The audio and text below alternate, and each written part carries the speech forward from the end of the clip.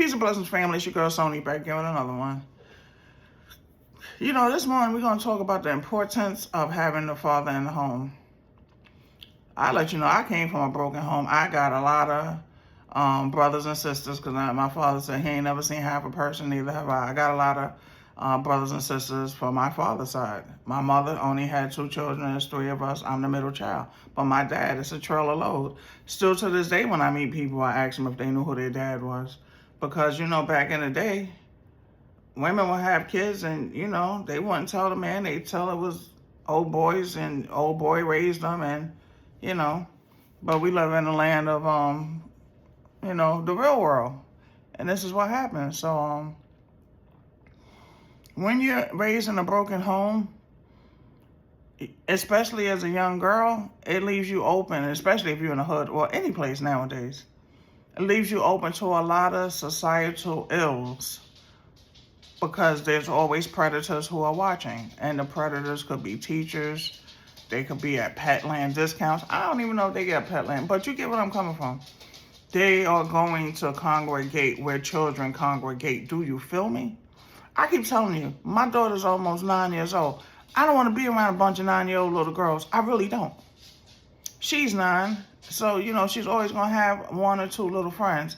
And that's okay. But if I didn't have her, it would seem weird that I'm walking around with a bunch of little 9-year-old little girls. It would seem weird that I'm walking around with some kids anyway. And I don't have any children. And my job does not align me with children. So y'all got to do the math. If the math ain't mathing, because no grown person want to constantly be around no children. I love my daughter. She's sweet. And she is above average for most children. But we're not going to sit there 24 hours and have the illest conversations like I would have with my friends. I mean, come on, she's a child. So when you run into these situations where something just don't seem right, something ain't right, and you do some investigation. I never forget when they had that Larry Nassar, who was the Olympic doctor for the girls. And I forgot which one of the gymnasts said that he assaulted her in the same room where her mother was while he was doing an examination because he knew how to pivot his body a certain way, where her mother was in the same room, not realizing her child was being assaulted because while he was a professional at this time, he had the gall, the gumption to stand right there and y'all not hearing me. So even in the same room, mothers, get off your phones. Be right there. I don't care what the doctor says. Outside of there being a surgery, you're not going to separate me from my child. And God help us if I could get in that operating room or right outside looking through the daggone little window, I'm going to be right there. I don't care if you're an instructor. I don't care who you are outside of Jesus. And if it's Jesus, me and Jesus going to be right there because that's my best friend. But come on, baby. Something is not right in the world that we live in with people that have this thing to want to be around children. I don't want to be around nobody's children outside of mine. When the birthday parties come, I'm like, oh, it's going to be a bunch of them. 3 or 4 is cute. Maybe 5 or 6. But when we got the community, and if you don't have children, you watch these houses that they go into. Oh, no, he's the candy man. Yeah, I know he is the candy man because he like them sweet and young. I keep telling you, I'm going to give you out of raw. People want to turn a blind eye until they are a news story, yo. When you become a news story, it's too freaking late. This could have been avoided. Regardless of how much therapy is given, this child's life is messed up for the rest of their life, whether you realize it or not. No matter how much therapy, and how many times y'all want to take them to church and laying hands on and talking in tongues and rebuking these evil demonic spirits. Y'all should have rebuked that old evil ass spirit who was walking around at 52 handing out candy to the children. That's who you should have rebuked.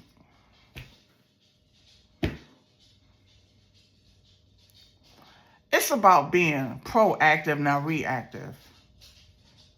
We all play a part in this. We are all members of society. We all have a job to do. I mean, if something don't look right to me, I'm going to call the cops on you. I don't care who you are.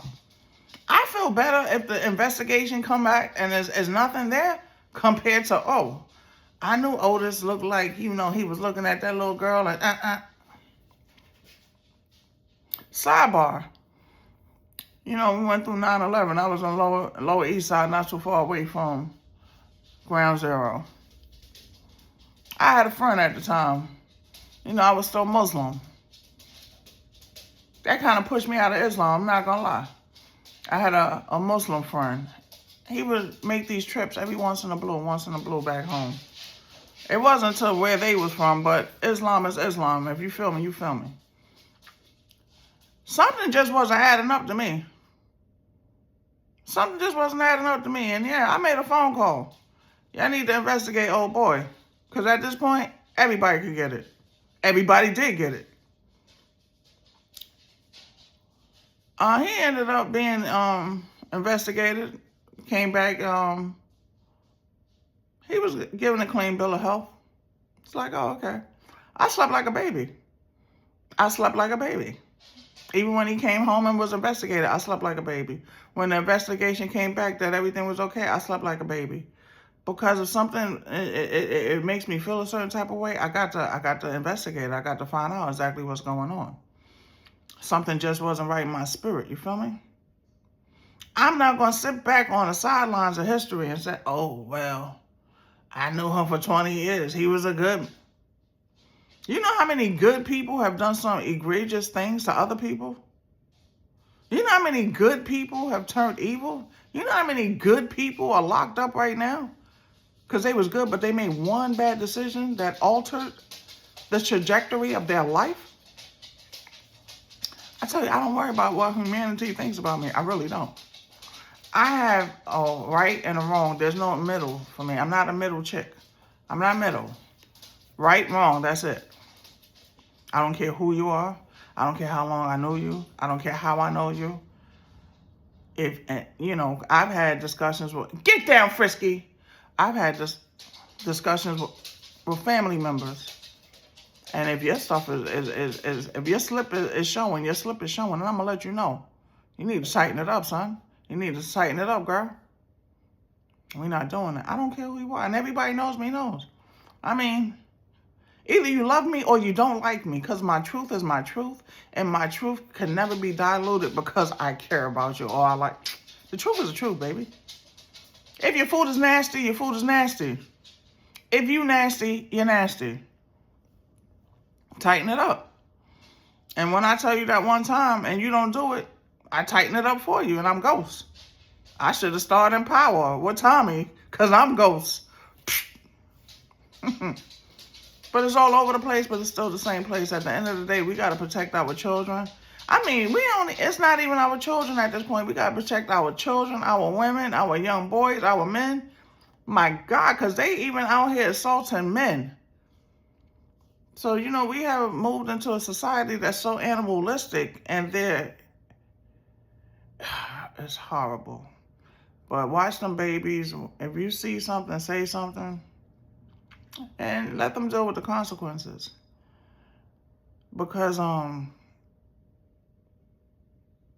life is life out here, yo. Life is truly life out here, and it has always lived. But we just didn't understand to the severity of the depravity among what's supposed to be humanity. It's heartbreaking. But that was on my heart, so I had to share it with you. Ashe.